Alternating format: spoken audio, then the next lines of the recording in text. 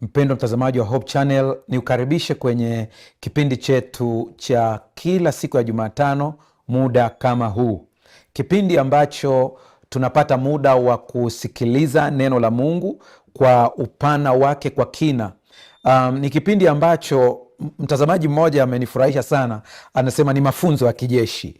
Yeye amekiita mafunzo ya kijeshi kwa jinsi ambavyo kimekuwa kikimsaidia katika kuelewa namna ya kuishi kiroho, lakini na maisha kwa ujumla wake. Kwa hiyo nikaribishe sana. Nipende kutumia pia fursa hii kuwapongeza watu ambao nimekuwa nikiangalia na kuvutiwa nao sana, wanawahi mapema kabla ya muda, dakika 5, wengine nimeshangaa, kuna wengine dakika 10 na kitu wako tayari tu wanasubiria. Ninaongelea wale ambao ninawaona kupitia YouTube, lakini kuna wale wengine ambao wanangojea wakiwa katika televisheni zao kule nyumbani. Hili jambo linaonyesha kiu ya kupata neno. Biblia inasema heri wenye njaa na kiu ya haki. Ukiwa na kiu ya kula neno la Mungu na kunywa katika kisima cha kiroho, Mungu atakupatia. Hebu tuweze kuomba kabla ya kuanza kipindi. Tuombe. Baba yetu Mungu mtakatifu, ninakutukuza, ninakushukuru sana kwa kuwa wewe mwenyewe ni Mungu uliyetuumba sisi, na pamoja na kwamba dhambi iliingia duniani, hukutuacha sisi peke yetu, ukatutengenezea mlango wa kutokea, na bado kwa neema yako unatufundisha namna ya kuishi maisha haya. Ninaomba kwa ajili ya ndugu yangu, dada yangu, mama, baba ambaye anafuatilia kipindi hiki masaa kama haya, ukambariki. Najua kuna ambao wanatazama wakiwa ni wagonjwa, wakati wanasikiliza kipindi hiki tu wakapokea uponyaji. Kuna ambao wanasikiliza wakiwa na msongo mkubwa wa mawazo, wakati anasikiliza kipindi hiki akapate amani. Kuna ambaye anasikiliza akiwa amechoka kwa sababu ya changamoto mbalimbali, ukamwonyeshe jinsi ambavyo unaweza kumsaidia ndani ya muda mdogo wa kipindi hiki. Neema yako inatosha. Asante, maana we ni Mungu na umesikia na unakwenda kutenda zaidi ya vile tulivyotamka. Kwa jina la Yesu tumeomba na kuamini, amen. Tumekuwa tukiangalia mambo ya kujenga ngome. Tumetazama jinsi ambavyo pia unaweza ukaziba ile milango au madirisha ambayo adui anaweza akatumia kuingia.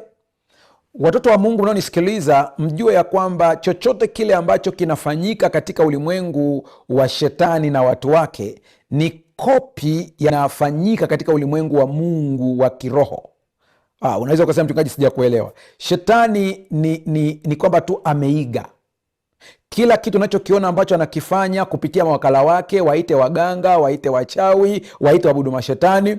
Chochote anachofanya ni kwamba wanakopi vile vitu vya Mungu na kuvipotosha, ili baadaye ionekane kwamba shetani ndiye ambaye amefanya hayo mambo. Lakini mengine pia wanawaelekeza watu kutenda nje ya mstari ili viweze kuleta madhara. Pasta, bado sija kuelewa.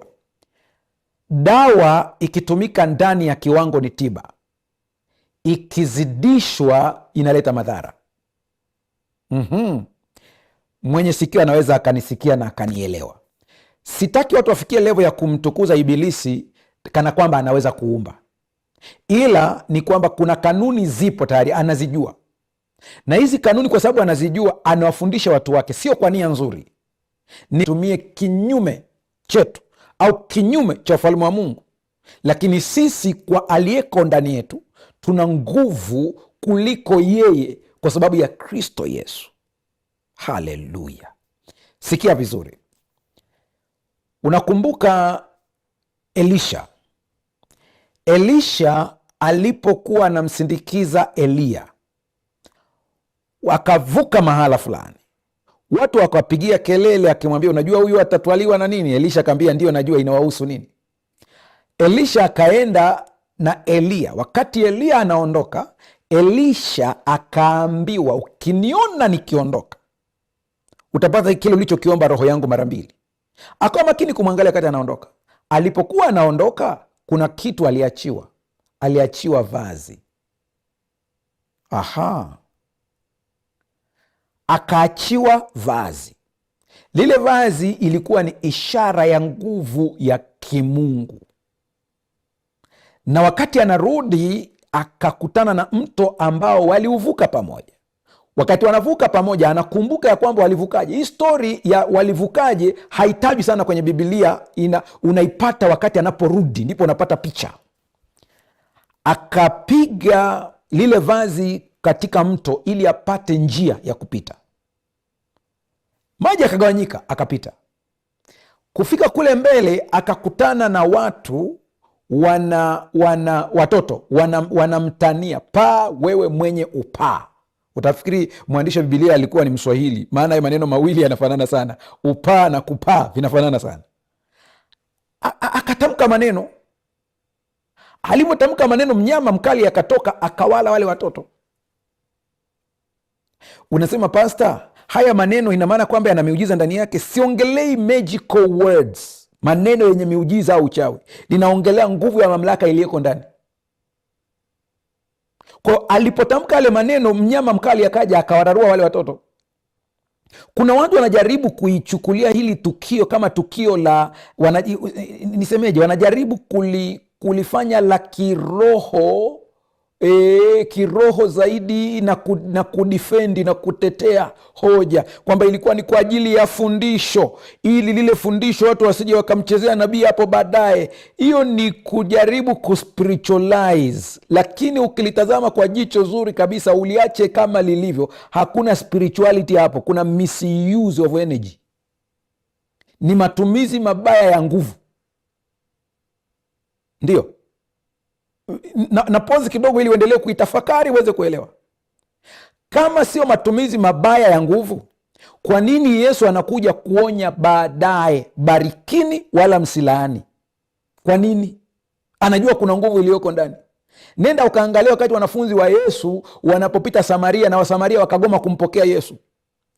Wanafunzi wa Yesu wakapendekeza, akamwambia Yesu, tuite moto kutoka mbinguni wachome hawa watu. Yesu alikataa, akamwambia, hamjui roho mlionayo nyie. Lile neno lina double meaning, lina maana mbili. Cha kwanza ni kwamba nguvu iliyoko ndani nitakachokitamka kitakuwa. Lakini maana nyingine ni kwamba roho ambayo unaitumia wewe kutamka hivyo hayo maneno sio roho ya huruma. Ndiweza unaambia mwana wa Adamu amekuja kuokoa. Mimi sikuja kumaliza wala sikuja kuangamiza. Nataka uendelee uweze kuona misuse of power ambayo watu wanajaribu kuispiritualize na kuichukulia kama vile ni kitu cha kiroho, lakini ni kwamba hata kama uwe mtumishi wa Mungu, kuna wakati unaweza ukatumia vibaya nguvu uliopewa na Mungu, na hicho kitu tusikihalalishe.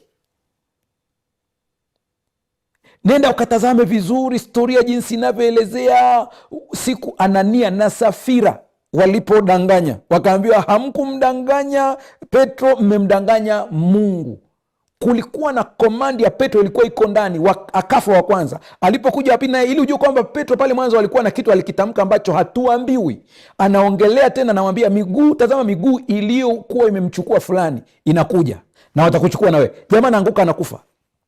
Huwezi kuona lile tukio likirudiwa tena, maana mitume nao walikuja kujifunza kwamba hapana, hii kitu hakitaendelea. Japo kanisa lilijawa na hofu na kile kitendo, lakini njoo tumtazame Mungu ambaye nawambieni habari zake. Mungu hapendi kuabudiwa kwa hofu, anapenda kuabudiwa kwa upendo. Kwa hiyo mchungaji, unamaanisha nini? Namaanisha hivi, mzee wa kanisa uliyewekewa mikono ya uzee wa kanisa, kuna nguvu ya kimungu iko ndani yako. Itumie vizuri hiyo nguvu, usiitumie vibaya. Ukimlaani mtu inakuwa.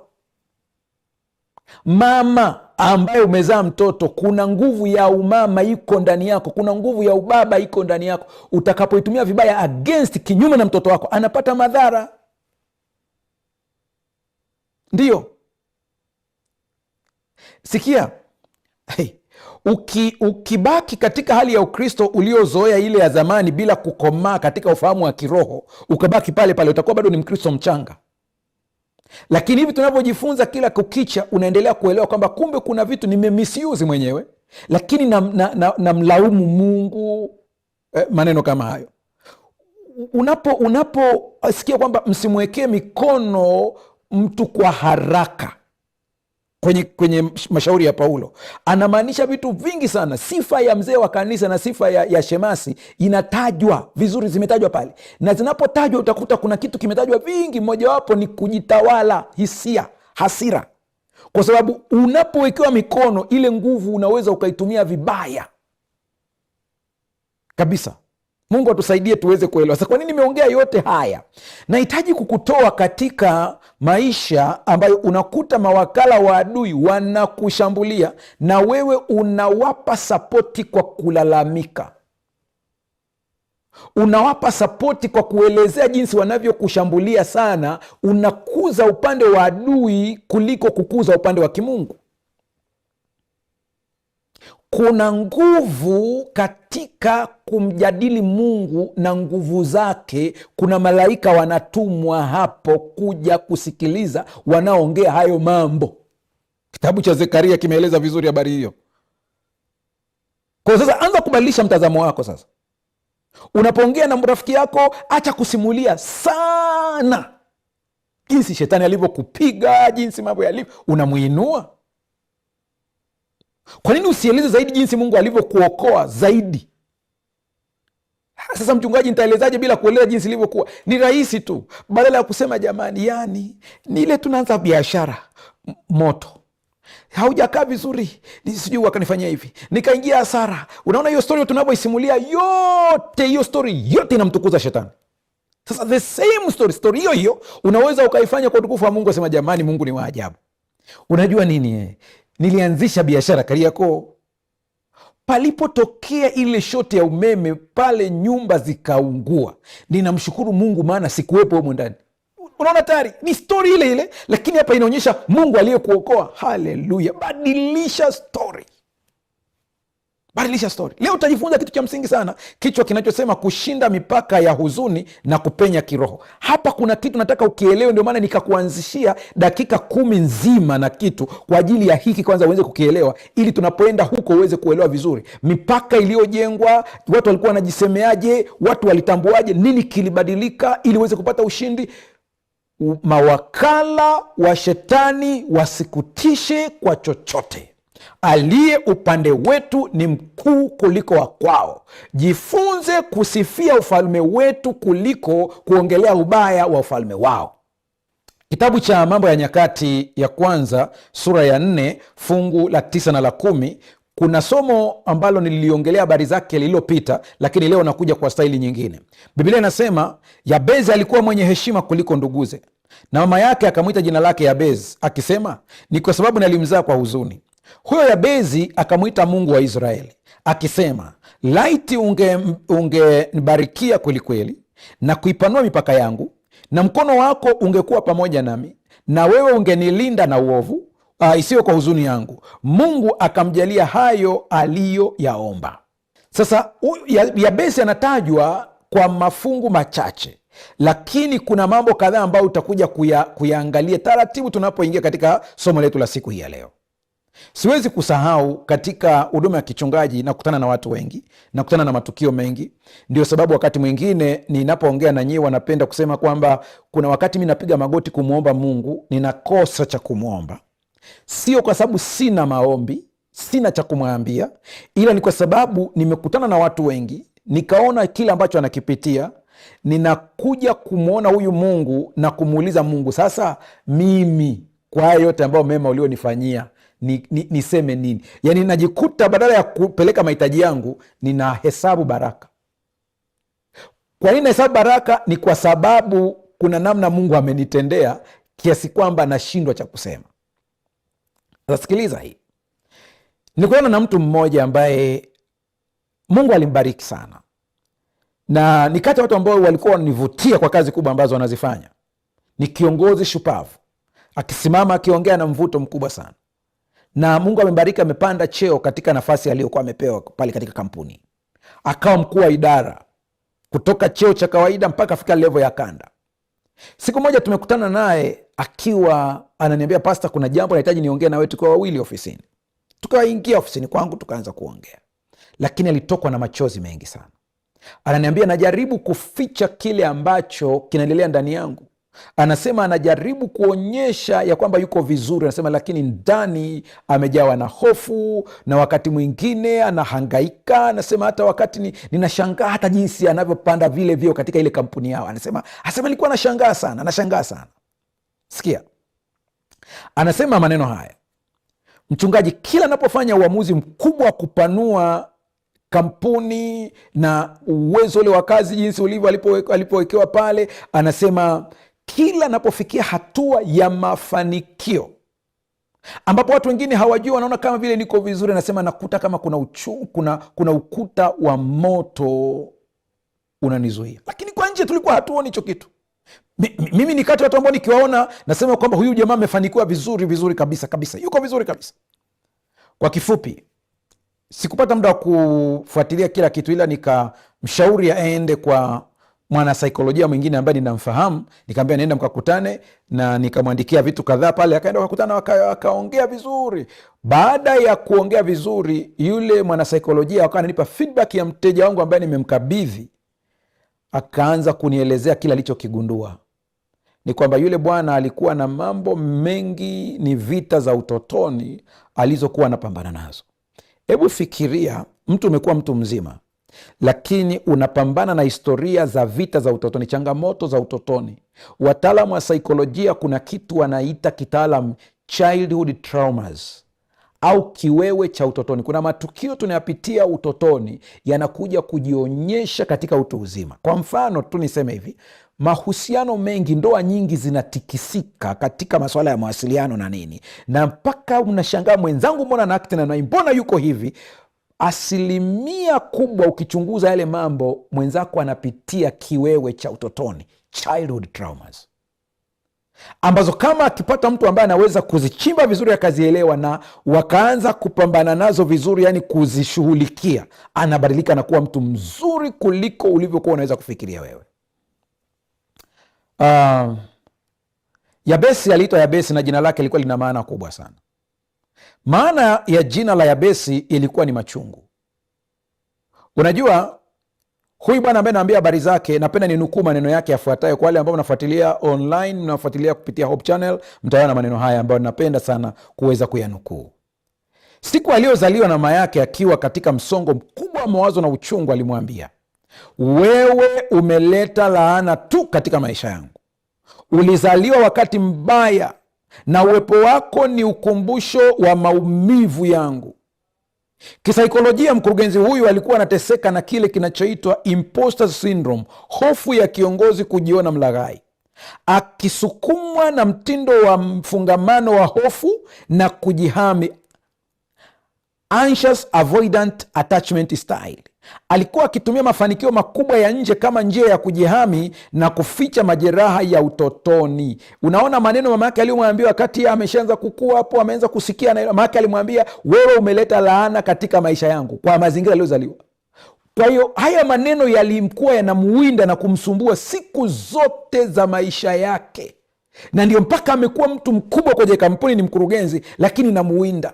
Akionekana amevaa vizuri, amevaa suti, yuko vizuri, hawakujua kile ambacho anakipitia. Na huenda unanitazama sasa hivi, kuna kitu unakipitia ambacho kimekuwinda katika maisha yako. Leo nahitaji kwa jina la Yesu Kristo, tunamwomba Mungu akusaidie uweze kuondokana na hiyo hali kabisa. Haijalishi ulisemeshwa nini ukiwa mtoto, Mungu anaweza kubadilisha historia yako. Yabesi hakuwa akiomba maombi ya kijuujuu ya kupata utajiri au maarufu.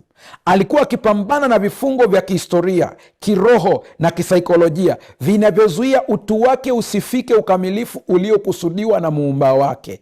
Kila mtu ana kitu alichoumbwa kukikamilisha hapa duniani. Wewe unanitazama hapa, kuna kitu Mungu alikuumba ili uweze kufikia, lakini wakati huo kuna vitu vinakuzuia ili usifikie huko. Ndio maana leo tunahitaji uweze kupenya, uweze kuamka, uweze kufikia makusudi ya wewe kuzaliwa.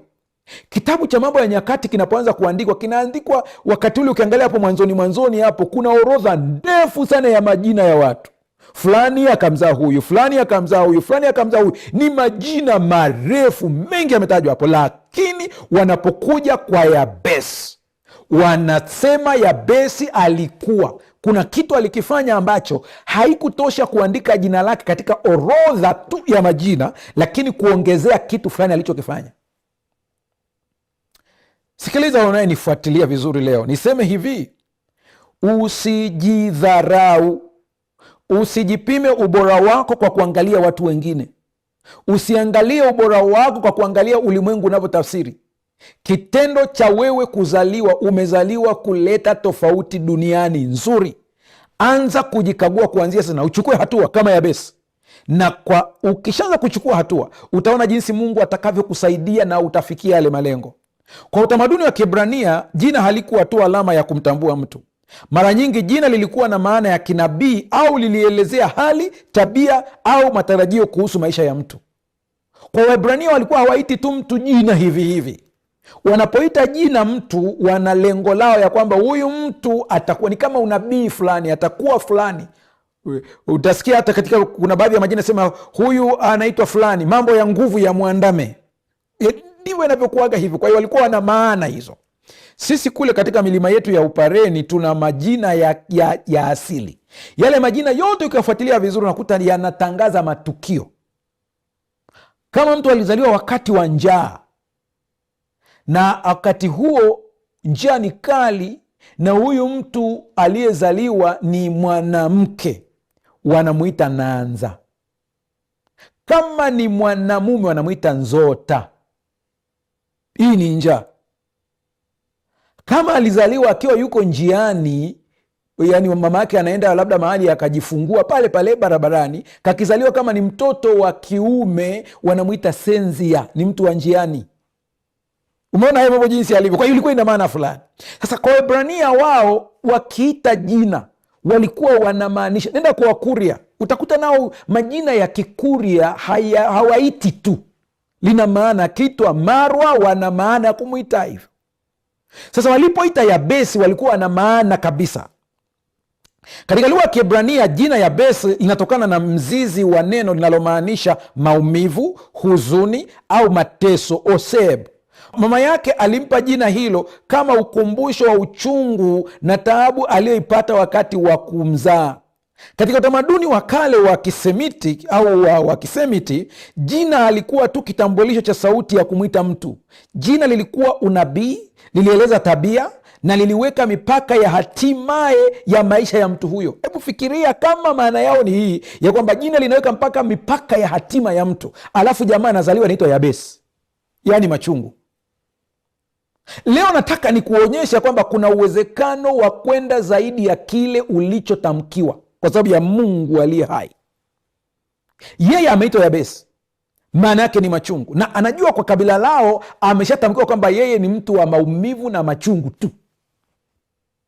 Hicho ndicho ambacho amekibeba hicho. Kila wakati Yabesi alipoitwa jina lake barabarani au sokoni au mahali popote pale, alikuwa anasikia sauti ikimwambia, wewe ni wa maumivu, wewe ni mleta shida, wewe ni chanzo cha huzuni, wewe. Yabesi alikuwa kila kitu. Yabesi manake ni machungu, ndivyo anavyoitwa, machungu. Sasa tunaongelea habari ya mtu jina, lakini pia na kuna majina, kuna namna ambavyo wewe mwenyewe umejiita, wewe mwenyewe tu umejiita. Hapo ulipo unapoona kuna wenzako wamekuzidi, unasema mimi si wa kufanikiwa, ni jina umejiita tayari. Leo unabadilisha mtazamo kabisa. Badilisha mtazamo na ujue kanuni alizotumia Yabesi mpaka Mungu akamsikia. Sikiliza baraka za kweli na upanuzi wa mipaka. Ilikuwa kuwaje? Yabesi alizaliwa katika mazingira ya maumivu. Jina lake lilibeba kumbukumbu ya uchungu wa mama yake. Hata hivyo, hakuruhusu mazingira ya kuzaliwa kwake yaamue hatima yake. Haleluya! Unaweza kuanza vibaya, lakini nataka nikupe habari njema. Unaweza ukamaliza vizuri ukijitambua wewe ni mtoto wa nani. Neema ya Mungu haiwezi kukuacha. Neema ya Mungu inatafuta mtu yeyote ambaye anajitambua. Mgogoro mkubwa ni kujitambua. Kama watoto wa Mungu wakijitambua, kuna vitu vingi sana katika maisha yao vitabadilika kabisa. Rafiki yangu unayenifuatilia, nikwambie, unaweza ukabadilisha historia yako kabisa kama tu utaelewa hiki ambacho tunakisema siku hii ya leo. Yabesi akamlingana Bwana. Hicho ndicho kitu ambacho natakiwa leo uweze kukitambua. Yabesi akamlingana Bwana. Yabesi hakuomba kijuujuu. Yabesi alijua nini cha kutamka. Sikiliza ombi lake. Yabesi alikataa kukubaliana na ukuta wa huzuni uliowekwa mbele yake na historia ya familia yake. Alichukua hatua ya kiimani na kumwita Mungu wa Israeli akisema, laiti ungenibariki kweli kweli na kuipanua mipaka yangu. Hilo ndilo ombi ambalo aliomba. Laiti ungenibariki kweli kweli. Sikiliza vizuri hilo ombi la Yabesi jinsi lilivyo. Laiti ungenibariki kweli kweli. Kwa nini Yabesi anahitaji kubarikiwa kweli kweli? Hivi ina maana kwamba kuna baraka ambayo sio ya kweli kweli? Rafiki yangu, hebu jiulize hilo swali. Ina maana ya kwamba kuna baraka ambayo sio ya kweli kweli? Hebu jiulize. Wakati mwingine kuna baraka ambazo ukizitazama ni kama vile sio za kweli kweli, kama ukiziangalia vizuri. Na Yabesi hataki baraka kidogo, anasema laiti ungenibariki kweli kweli. Kwa nini anasema ungenibariki kweli kweli? Anasema uniongezee mipaka yangu. Kumbuka tunaongelea habari ya mipaka. Kwanza kabisa, wewe unanitazama, usikubali kufungwa na mipaka ya kibinadamu. Ujue Mungu anaweza kuongeza mipaka yako. Mungu anaweza kuongeza hodhi yako. Mungu anaweza kuongeza maeneo yako, lakini lazima ujue kwamba ni kitu gani kinakusukuma katika kuomba kuongezewa hiyo. Mungu anaweza kubadilisha hadithi yako kabisa kabisa, kutoka mtu wa maumivu hadi ukawa mtu wa furaha. Mungu anaweza kubadilisha kabisa hatima yako kabisa. Mungu anaweza. Fungu la 9, hebu angalia fungu la 9. Anasema mama yake alimwita jina lake Yabesi kwa sababu alimzaa kwa huzuni. Unaona jinsi ilivyo, ameshasema kabisa. Yani hata ujio wake ni ujio ambao mama anasema ndio kule katika lugha ya Kiswahili kuna watoto wanaitwa siku dhani, siku. Kuna watu wanaitwa tizo. Tizo manake anaitwa tatizo. Hii ndio majina ambao walipewa na wazazi wao, kwa sababu hatujui mazingira. Lakini haijalishi umeitwa nani, haijalishi umejiita nani, leo unaposikiliza hili somo unapokea badiliko jipya na Mungu akusaidie kabisa. Biblia inaposema mama yake alimwita jina lake Yabesi kwa sababu alimzaa kwa huzuni, cha ajabu ni kwamba mstari huu unapofuatilia vizuri, Yabesi alikuwa mwenye heshima kuliko ndugu zake wao. Mmechunguza kwamba kuna watoto fulani katika familia wakati wanapokuwa wanaonekana yani kama vile wazazi wao wanawa despise, wanachukulia kama hawafai fulani hivi. Lakini wale watoto nakuta kugundua katika maisha baadaye wanakuja kufanikiwa, na ndio wengi wao, sijasema wote, wengi wao ndio wanaokuja kusaidia familia zao. Ni kwa sababu walikataa kufungwa na yale mazingira. Na ukikataa kufungwa na yale mazingira, usikubali kulipiza pia kisasi. Yabesi akabarikiwa kuliko ndugu zake wote. Hapa Biblia inatuonyesha tofauti kati ya kile mwanadamu anachoweza kukupatia na kile ambacho Mungu anaweza kukupatia.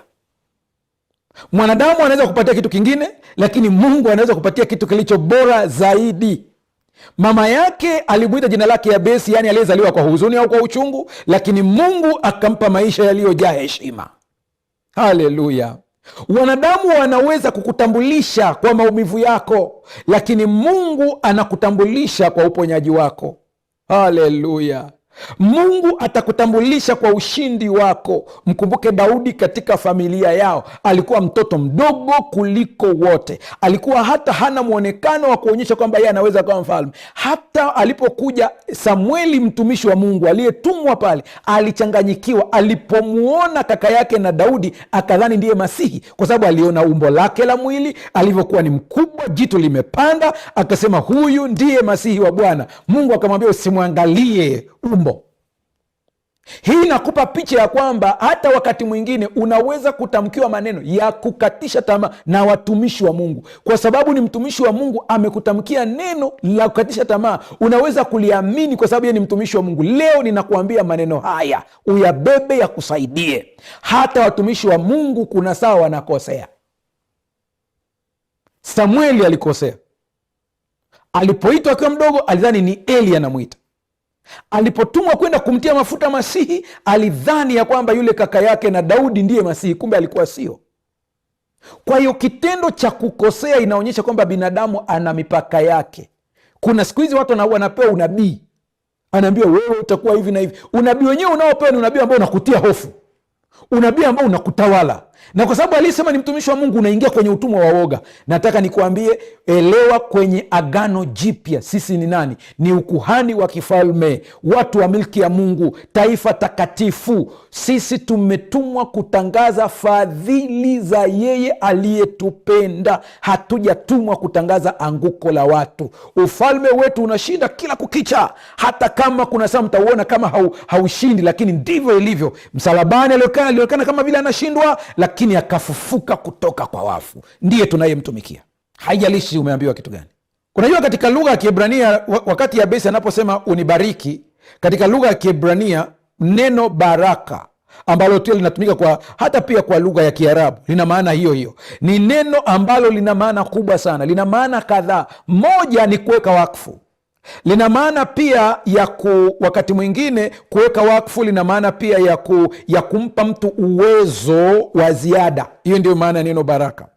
Sasa Yabesi alipotumia neno kweli kweli, alikuwa anatafuta baraka ya agano inayotokana kwenye chanzo cha kimbingu, sio mafanikio ya kijuujuu yanayoambatana na majivuno ya kibinadamu au hofu ya kupoteza. Roho Mtakatifu akusaidie uweze kuelewa hii sentensi. Nairudia tena. Yabesi alipotumia neno kweli kweli, alikuwa anatafuta baraka ya agano inayotoka kwenye chanzo cha kimbingu, sio mafanikio ya kijuujuu yanayoambatana na majivuno ya kibinadamu au hofu ya kupoteza. Yaani baraka za juujuu, ukitaka ujue kwamba baraka ulizonazo ni za juujuu, zina sifa zifuatazo. Moja, inakuwa na ile ya majivuno ya kibinadamu. Mtu anaonyesha kwenye social media, ona tulipokuwa hapa, ona hiki, ona nyumba ninayojenga, ona gari nilonunua, ona hiki. Zile aina ni majivuno ya kibinadamu. Ile baraka haitokani na Mungu, sio baraka ya kweli kweli, ni ya juu juu. Namba mbili, utakuta kwamba kila wakati unaogopa kupoteza. Hata kama ni kazi umepata, lakini unaishi kwa kihoro. Kila saa unaogopa, huenda nitapoteza, huenda itakuwa hivi. Jua kwamba hiyo sio. Yabesi anasema hii style ya baraka mimi sitaki. Sitaki baraka ambayo nakosa amani. Na mimi naambieni watu, msione kila mtu aliyefanikiwa kwa mtazamo wako wa kibinadamu ukajua ana furaha. Wengine ni baraka za juujuu, hawalali usingizi. Akisikia tu kapo anaanza kushtuka.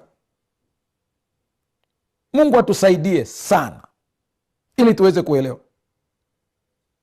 Sasa sikiliza vizuri sasa. Anaposema baraka za agano, ndicho kitu ambacho nataka na ukipiga magoti uweze kukiomba. Lazima uelewe baraka za agano ni zipi. Mungu anapoongea na Ibrahimu anamwambia uzao wako nitawapa nchi hii. Hiyo ni agano. Mungu anamwambia Ibrahimu ya kwamba nitakuwa nawe. Mungu anamwambia Yakobo nitakuwa na wewe mpaka nitakapokuleta tena hapa. Hayo ni maagano, ni makubaliano.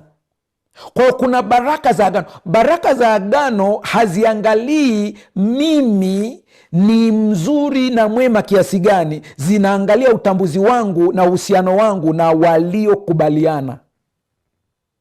Wow. Pasta, bado sija kuelewa. Na mimi nataka unielewe vizuri hapa, nitairudia tena vizuri. Hawawi wote wana wa Ibrahimu kwa kuzaliwa na Ibrahimu, bali katika Isaka wataitwa. Maana yake ni kwamba sisi wote ni Waisraeli wa kiroho kwa sababu ya Yesu Kristo. Ndio sababu katika imani hatuna Israeli kama taifa, ila tuna Israeli kama jamii ya waumini kiroho. Kisiasa sawa, wapo, lakini kiroho sisi wote tuliompokea Kristo kuwa Bwana na Mwokozi wa maisha, sisi wote ni Israeli wa kiroho, ni watoto wa Mungu. Haijalishi uko Uarabuni, haijalishi uko Kenya, haijalishi uko wapi, wewe ni mtoto wa Mungu, ni Israeli. Sasa kuna agano, kuna maombi ya agano ambayo natakiwa uyatambue hapa. Sasa anaposema kwamba sisi ni warithi wa zile ahadi, ni warithi wa ahadi, pasta, unamaanisha nini? Warithi wa ahadi ni urithi, sio malipo kwa sababu ya jitihada. Na pozi kidogo, Roho Mtakatifu akusaidia uweze kuelewa hapa. Roho Mtakatifu ana ujumbe maalum kwa ajili yako. Kuna tofauti ya kuwa mrithi. Mrithi anapewa kitu ambacho hakukifanyia kazi, lakini kilifanyiwa kazi na mwingine. Lakini malipo ni malipo ya mtu aliyefanya kitu, anatakiwa alipo. Huo ndio mshahara. Tuko sawasawa mpaka hapo? Sasa wale ambao mnafuatilia kwenye YouTube, hebu comment kidogo tu hapo kwamba nimeelewa. Na kama hujaelewa pia sema rudia, mimi nitarudia tu ili uweze kunielewa. Endelea comment. Haya, sikiliza, nirudie tena hii. Yabesi alipotumia neno kweli kweli, alikuwa anatafuta baraka ya agano inayotoka kwenye chanzo cha mbinguni au cha kimbingu, siyo mafanikio ya kijuujuu yanayoambatana na majivuno ya kibinadamu au hofu ya kupoteza. Tumesema ili uipime baraka yako kwamba ni ya juujuu au sio ya juujuu, angalia tu sifa zake. Unajivuna. Namba 2, huna amani, unahisi utapoteza. Lakini baraka ya agano inatoka mbinguni, ya kimbingu. Kwa nini baraka ya agano inatoka mbinguni? Kwa sababu kuna taratibu za agano. Na unaposoma kile kitabu cha kuzitambua ahadi za Mungu, zile ni ahadi za agano. Jinsi nilivyoandika kile kitabu vizuri, nimeelezea pale jinsi ahadi zako katika hili agano, haya makubaliano, kuna package gani inakuja na hili agano. Zile ahadi zako ndizo unazidai, sio kwa sababu kuna kitu umetenda, ila ni kwa sababu wewe ni wa hilo agano. Yabesi anadai baraka ya agano ili anachokipewa kiwe kimetoka juu mbinguni, ili kitimize kusudi la ufalme wa Mungu. Hiyo ndiyo baraka ya agano. Watoto wako watakapoenenda katika njia zangu hiyo ni baraka iliyoambatana na masharti. Sasa tuje katika Kristo Yesu sasa, ambayo sisi tunapata sasa kwa agano jipya. Baada ya kumpokea Kristo Yesu kuwa Bwana na Mwokozi wa maisha yako, dhambi zako zinafutwa. Unasimama mbele za Mungu kana kwamba hujawahi kufanya dhambi yoyote. Na ikijitokea umeteleza katika dhambi, elewa neno kuteleza. Biblia inasema watoto wangu wadogo nawaandikia haya ili kwamba msitende dhambi. Lakini kama mtu akitenda dhambi, tunaye mwombezi kwa Baba, Yesu Kristo mwenye haki. Unaambiwa kama utakuwa umeteleza, njoo kwa Kristo haraka sana akuoshe ili uweze kuwa sawasawa. Baada ya hapo, kitabu cha Wagalatia kinaelezea vizuri ya kwamba ahadi za Mungu zinapatikana kwa imani, sio kwa vitu vinavyoonekana. Kwa unapoenda kwenye kudai ahadi, hakikisha kwamba chochote unachomwomba Mungu si kwa lengo la ubinafsi, ila ni kwa lengo la kuwa baraka kwa wanaokuzunguka na kuujenga ufalme wa Mungu. Ndiyo maana ya kweli kweli. Mungu hawezi kubariki mtu ambaye anakwenda kuharibu ufalme wake. Kwa lugha nyingine, kabla ya kuomba baraka, anza kujichunguza nia yako ya ndani kwanza ikoje. Hiyo ukishaichunguza vizuri, ukiielewa, ndipo utaelewa. Sikiliza kidogo hapa. Ombi la kupanua mipaka, Gebul, halikuwa tu la kumiliki ardhi kwa ajili ya ubinafsi au kulundika mali. Kwa mujibu wa mpango wa Mungu kwa Israeli, kupanuliwa kwa mipaka kulimaanisha kuwa na nafasi kubwa zaidi ya kutimiza agano la Mungu, kutoa nafasi kwa ajili ya makabila mengine na kuwa chombo cha ukombozi. Hilo ndilo lengo. Njooni, tunapoomba baraka katika hali ya kawaida, tunaomba kupanuliwa mipaka ili watu waweze kuona kwamba tuna vitu, watu waone ya kwamba tuna mali, watu waone ya kwamba na sisi tuna hiki. Lakini lengo letu sio lengo kwa ajili ya agano, sio lengo kwa ajili ya kujenga ufalme wa Mungu. Wakati mwingine Mungu anakubariki vitu na unakuwa na vitu, unakuwa na mali, unakuwa na cheo, sio ili kuinua wewe, lakini kuna watu wakutazama hivi wanasema, Mungu anatenda Bwana. Kile kitendo cha kusema Mungu anatenda, hicho ndicho Mungu anachohitaji. Maana wale watu watamwabudu Mungu wakijua uwezo wa Mungu jinsi ulivyo mkubwa. Lakini sio kwamba upewe cheo, upewe nafasi, watu waseme jamaa lile lina akili bwana, angalia jinsi ambayo limepewa hapa. Huo sio mpango wa Mungu, japokuwa wanaweza wakasema, lakini isiwe nia yako ya ndani. nia yako iwe tofauti, wao waseme uko salama. Katika muktadha wa kiroho, adui hutumia majeraha ya kale, lebo za kijamii na historia za familia zilizovunjika ili kutuwekea mipaka ya kiroho na katika lugha ambayo nimeikosa kabisa Kiswahili chake, tunaita ni kiantropolojia au antropoloia, body soul spirit integration. Shetani anataka tuamini kwamba asili yetu iliyovunjika ndiyo inayotufafanua hatima yetu au inayofafanua hatima yetu, kitu ambacho sio. Kwa hiyo shetani akishambulia hivi vitu vitatu, akishambulia mwili, nafsi na roho, lengo lake hawezi usitimize kile ambacho umezaliwa kukifanya. Kuna watu ambao wana historia mbaya, lakini walipokuja katika miguu ya Yesu walitengenezwa. Kuna mtu anaitwa Jefta katika Biblia. Jefta alifukuzwa mpaka katika ukoo wao, walikuwa wamtaki kwa sababu alizaliwa na mama wa kambo, na walipomfukuza kabisa Jefta akaondoka zake. Jefta walikuja kumtafuta baadaye akiwa na nguvu ya ajabu sana, na akawa kama mkombozi wao. Umeona jinsi ambavyo anaanza vibaya, lakini Jefta anamaliza vizuri kabisa. Sasa sikiliza kitu kimoja hapa, nataka uweze kukipata kwenye gazeti naitwa Review and Herald la mwaka 1977 ukurasa wa 141. Pia imeandikwa kwenye The SW Bible Commentary volume ya 3.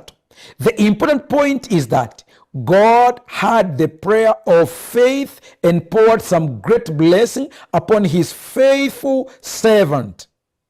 Jambo muhimu ni kwamba Mungu alisikia sala hiyo ya imani na akamimina baraka kubwa juu ya mtumishi wake mwaminifu. Unaposikia neno mwaminifu, ndio lizingatie sana neno mwaminifu. Mwaminifu maana yake ni nini hapa? Anaongelea ile nia safi ya Yabesi ya ndani, ndio iliyosababisha aweze kujibiwa. Nataka nikwambie unanitazama, kabla ya kusema Mungu nibariki, chunguza nia yako ya ndani kwanza. Nia yako, nini kinachokusukuma?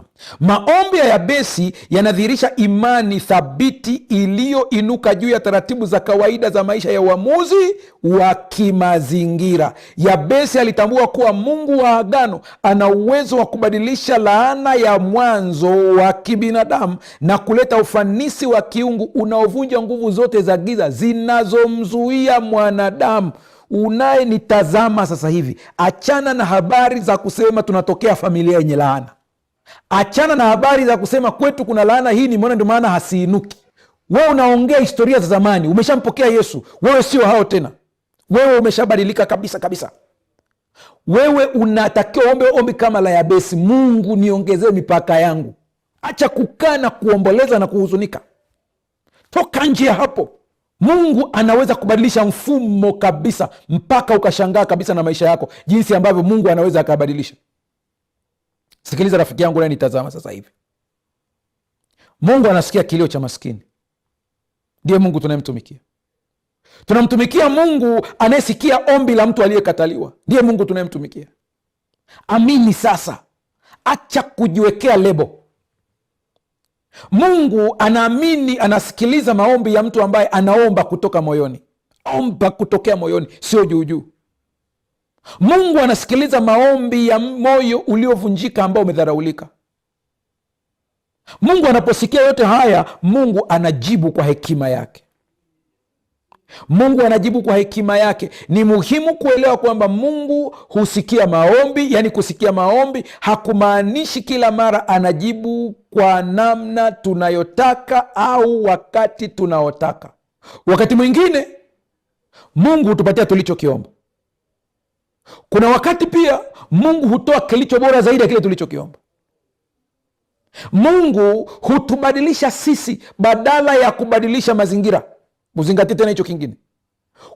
Kuna wakati mwingine unachokitaka kije katika maisha yako, au unachokiomba, nitumie lugha hii, unachokiomba Mungu akutendee kitakuja endapo tu mazingira yatabadilika. Nyuki analetwa na maua. Kwa kuna saa unamuomba Mungu nyuki, lakini Mungu anakufundisha kupanda maua. Hilo ni jibu la hekima la Mungu.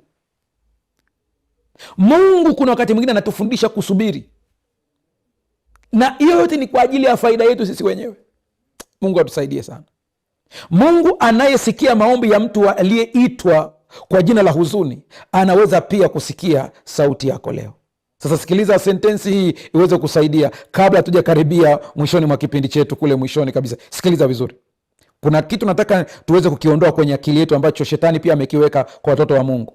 Ni sahihi kutamani baraka za Mungu kabisa. Biblia pia inasema kwa upande hata wa karama za Roho, takeni karama. Una habari kwamba hata utajiri ni karama. Kwa hiyo kuna wakati unaweza ukataka karama, lakini kabla ya kutaka karama, safisha moyo wako kwanza, ili isije ikawa kwa uangamivu wako mwenyewe. Kama Yabesi aliomba, sema isije ikawa, asema Mungu najua unaweza kunibariki, lakini kama hizi baraka hazitakaa sawasawa, inaweza zikaniangamiza hizi zenyewe. Ni sahihi kutaka baraka, ni sahihi kabisa. Ndio maana anasema laiti ungenibariki kweli kweli. Watu wengine wamekuwa na mtazamo kwamba kumwomba Mungu baraka ni jambo lisilo la kiroho, lakini Biblia haifundishi hivyo. Tatizo si kutamani baraka, tatizo ni kutafuta baraka bila Mungu. Hapo ndipo tatizo lilipo. Na kila wakati kwenye mafundisho yangu nimekuwa nikazana sana, nikasema jamani, bora ubaki ulivyo kuliko kumpigia magoti shetani. Baraka ya Mungu ina kusudi, haiji tu hivi hivi. Yabesi hakusema nipe vitu ili nijivune. Yabesi hakusema nipe vitu ili watu waone. Yabesi alisema nibariki. Lazima ujue kuna tofauti ya nipe na nibariki. Usiombe Mungu akupe pesa, omba Mungu akupe baraka. Baraka zitaleta pesa. Usiombe Mungu akupe nyuki, omba Mungu akufundishe kupanda maua, nyuki watakuja. Haleluya. Mtu mmoja alitumia mfano ambao niliupenda sana. Anasema usipoteze muda wako kukimbiza vipepeo ili uweze kuvinasa. Poteza muda mwingi kupanda bustani iweze kuwa na maua mazuri, vipepeo watakuja, utawakamatia pale pale tu. Watu wengi hawajui katika maisha yao. Usitafute sasa watu waweze kukupenda, ila wewe tengeneza ndani. Mungu atakuletea watu sahihi kwenye maisha yako. Hicho ndicho kitu cha msingi sana. Kuwa na watu sahihi, muda sahihi, ndio kitu cha muhimu kuliko kuwa na watu wengi. Yabesi anaposema nibariki, ni kwa maana alijua kwamba baraka kutoka kwa Mungu humwezesha mtu kuishi kusudi la Mungu, sio kuishi kusudi la watu. Baraka kubwa si mali peke yake. Baraka za Mungu zinahusisha hekima, zinahusisha afya ya kiroho, zinahusisha uwezo wa kusaidia wengine, zinahusisha amani, zinahusisha ulinzi, zinahusisha uhusiano mzuri na Mungu. Usiogope kumwomba Mungu baraka, lakini kumbuka, omba baraka ili uwe chombo cha baraka. Omba mafanikio ili mtumikie Mungu vizuri zaidi. Omba ongezeko ili uwe msaada kwa wengine. Hicho ndicho ambacho natakiwa uweze kukiweka vizuri katika maisha yako. Rafiki yangu, cha kwanza unatakiwa ubadilishwe ndani kwanza. Hicho ndicho kitu muhimu ambacho natamani kila mmoja aweze kuwa nacho. Rafiki yangu, ubadilishwe ndani kwanza. Unamwona jinsi ambavyo Yabesi alivyokuwa anaomba. Sikiliza nikwambie, dunia hupima nje, Mungu hupima ndani. Wanadamu mara nyingi huangalia unamiliki nini, unaishi wapi, nyumba yako ikoje. Ndio vitu ambavyo unapenda kuviangalia. Una cheo gani, akaunti yako ina pesa kiasi gani, una elimu kiasi gani, watu wangapi wanakujua. Hivyo ni vipimo vya nje, lakini Mungu anaangalia moyo wako ukoje. We ni mwaminifu kiasi gani mbele za Mungu kutoka moyoni, sio kupretend. Unamtumikia nani? Hilo ndio swali. Lakini pia Mungu anaangalia tabia yako ikoje ukiwa peke yako. Hicho ndicho kipimo Mungu anachokiangalia. Ukishaanza kuelewa hii picha, utaanza kubadilisha namna mnavyoomba. Sasa umeombea kazi, umeombea baraka za kiuchumi. Kuanzia leo, baada ya kujua haya, utaanza kubadilisha staili ya kuomba. Utagundua kwa nini kuna baadhi ya vitu vimechelewa kwenye maisha yako. Mungu haangalii tu kama unaweza kupata baraka, anaangalia kama unaweza kuzibeba bila kuanguka. Wow. Ndio maana Yabesi anaomba hivyo, anasema unibariki kweli kweli, lakini anasema na mkono wako uwe juu yangu. Hii ni lugha ya picha. Katika lugha ya picha ya Kiebrania na theolojia ya Agano la Kale, mkono yani yad unamaanisha mamlaka, nguvu inayotenda kazi na uwepo halisi wa karibu wa Mungu. Kwa hiyo anaposema mkono wako uwe juu yangu, mkono wa Bwana uwe juu yangu, Yabesi anasema hivi, mamlaka yako, nguvu yako, uwezo wako viwe kwangu. Kwa hata kama akiwa katika mali zake zile anazitumia kwa uongozi wa Mungu, mkono wa Mungu ukiwa juu yake. Hapo usije ukanunukuu vibaya. Haina maana ya kwamba mtu wa namna hii hawezi kukosea. Ukishaitwa binadamu lazima kuna kukosea, kwa sababu ya udhaifu wetu. Ndio maana tunamtegemea Mungu, ndio maana tunahitaji maombi sana, ndio maana Biblia inatuonya usitegemee akili zako mwenyewe. Kwa hiyo tunahitaji sana Mungu wa pamoja na sisi. Lakini ukijikuta umeteleza, rudi haraka mbele ya Mungu, omba msamaha, songa mbele. Bila uwepo huo halisi wa Mungu, hema ya kukutania ingekuwa kitambaa tu cha dhahabu isiyo na uhai. Damu katika huduma patakatifu ilifuta hatia ya dhambi na ilitakasa mahali patakatifu kutokana na unajisi wote. Vivyo hivyo katika vita ya kiroho, kazi ya Kristo katika awamu ya mwisho ya upatanisho inalenga kutakasa dhamiri, utambulisho na kumbukumbu zetu za kale, Waebrania 9:14, kutokana na alama za adui. Wow. Kuna alama adui anazifuatilia. Huja kuona mtu anakuambia, mchungaji, kila ninapoenda utafikiri wameniona, nikihama hapa nikienda kule kama vile wameniona, wananishambulia tena. Alama hiyo lazima leo ifutwe kwa jina la Yesu Kristo. Ubadilishwe utambulisho wako kuanzia leo. Kitabu cha Kutoka 33 fungu la 15 anasema, kama uso wako hauendi pamoja nasi, usitupandishe kutoka hapa. Rafiki yangu, viongozi wote, watu waliofanikiwa zamani walitambua hili. Hebu nikuchukue kwa haraka tunapokaribia kuomba.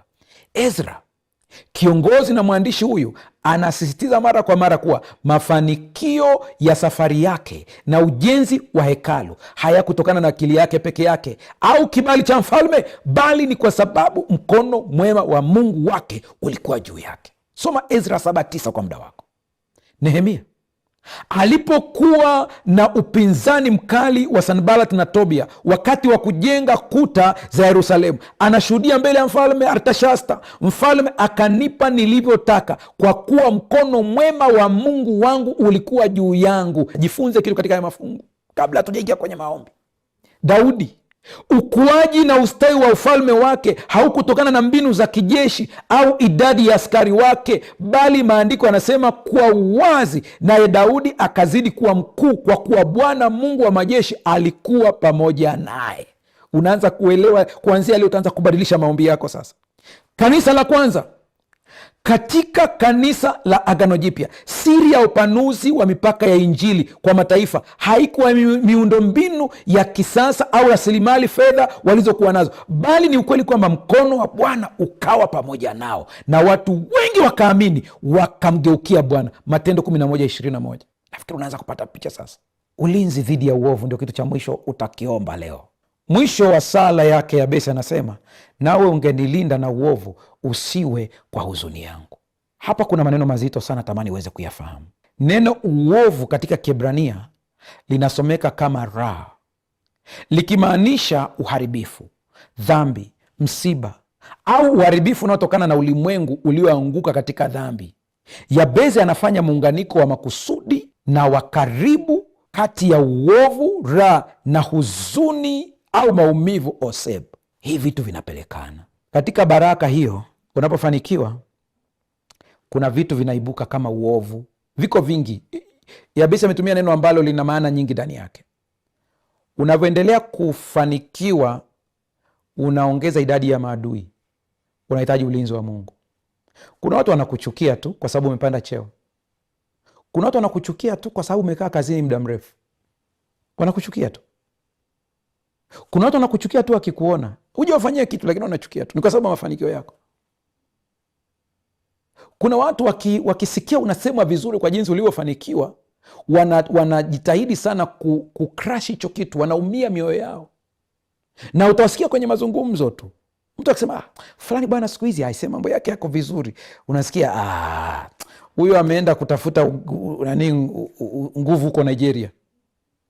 Au tu mwingine anakwambia nakosa kusema hivyo, lakini mwisho atakwambia huyo bwana msimuone hivyo, wakati unasoma shule alikuwa anakojoa kitandani.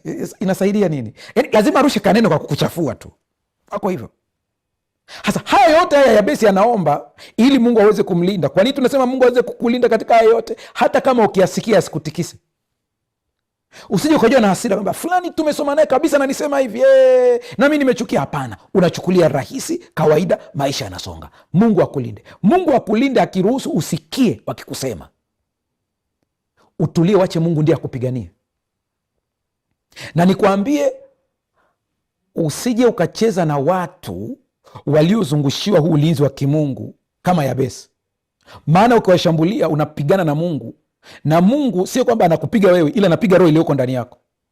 Lakini wakati wanajeshi wanapigana katika hizi vita ambazo mnaziona, wanalenga kumuua kiongozi wa Hamas, wanalenga kumuua kiongozi wa Hezbollah aliyepo katika jengo fulani, lakini kuna watu wengi sana wanaangamia mle ndani ambao hawatajwi, ila anatajwa yule ambaye alikuwa ni target. Unamaanisha nini? Mungu anapotetea mtu wake aliyemtuma kama Yabesi, anapopambana na roho iliyoko ndani yako, kuna hatari, kuna vitu vingine kwako vitaharibika. Kuna watu maisha yao yameharibika kwa sababu walipambana na wateule wa Mungu, na wengine itabidi mpaka waende kutubu. Kasome kitabu cha Zaburi vizuri, uone Daudi anapotaja jinsi wale jamaa waliokuwa wanamshambulia na mambo yalivyokuwa. Tunaposoma usitie majaribuni bali utoka na yule mwovu kwenye Mathayo 6:13, tunaongelea kitu kikubwa sana, Mungu aweze kutulinda. Na uone nitazama sasa hivi, ninaomba Mungu akubariki. Mungu anapokubariki, omba sana usije ukaingia kwenye shida. Ellen White anataja kwenye kitabu cha The Great Controversy ukurasa 530, Shetani anajua kwamba hata mwamini dhaifu kabisa anayebaki ndani ya Kristo ni mwenye uwezo wa kushinda majeshi yote ya giza.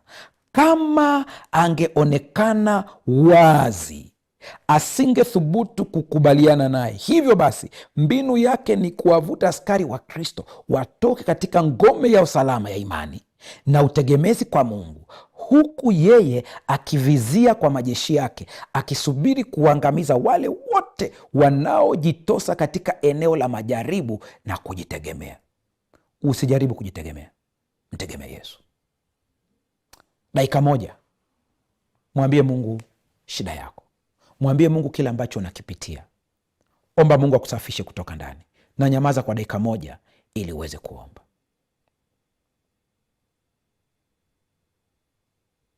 Endelea kuomba, endelea kuomba, endelea kuomba, endelea kuomba, endelea kutuma maombi yako kupitia namba hiyo ambayo inapita hapo. Kwa wale ambao mnahitaji kutuma maombi, tutawaombea pia. Baba, katika jina la Yesu, ninakushukuru kwa siku hii ya leo. Asante kwa ajili ya watoto wako hawa ambao wamesikia maneno yako. Asante kwa yule ambaye anaomba kama Yabesi, ukampanulie biashara yake, ukamwongezee nafasi yake ya cheo, ukamwongezee baraka ya afya, ukamwongezee baraka ya elimu. Baba, kabla ya kufika huko kote, mtoto wako leo anaomba utakaso wa nafsi, anaomba utakaso wa ndani, utakaso wa roho, utakaso wa tabia, badiliko, kutengenezwa upya. Wewe ndiye mfinyanzi unayeweza kukiunda chombo tena. Naomba ukamuunde upya, ukamwandae kama ulivyomwandaa Yabesi, ili baraka hizo zisije zikawa kwa uangamivu, bali zikawe kwa ajili ya faida ya ufalme. Ninaomba kwa ajili ya wale ambao wanatokea familia ngumu, familia ambazo zinaonekana kana kwamba zimelaaniwa. Leo laana hizo zinavunjwa kwa jina la Yesu Kristo. Ninaomba kwa ajili ya wale ambao shetani ametumia majeraha ya kale kuwarudisha nyuma, kuanzia sasa wakapate ujasiri kama Yabesi na kusonga mbele. Ninaomba kwa ajili ya wale ambao shetani ameweka lebo kwao, ameweka alama kwao, alama hizo ziondoke kwa jina la Yesu Kristo, wakafunika kwa damu ya Kristo Yesu. Kila adui anapojaribu kuwatazama, akaone nuru ya Kristo ikiwa inang'aa. Watoto wako wakaja na shuhuda kwa jinsi ulivyowabariki. Wanaochimba dhahabu, ukawashushie neema yako. Panua mipaka yao Baba, ninakusii mashimo yao yakatoe na wakaone baraka ya ajabu. Wale wanaofanya biashara wa madukani, ukawasaidie. Wanaofanya biashara katika masoko mbalimbali, nchi mbalimbali, wa kila moja na kazi uliompatia, neema uliompatia, baraka ya Yabesi ikawe juu yao. Nami nakutamkia unasikiliza, baraka ya Yabesi ikawe juu yako, ukaendelee kumtumainia Bwana na kumtumikia yeye siku zote. Kwa jina la Yesu tumeomba na kuamini, amen.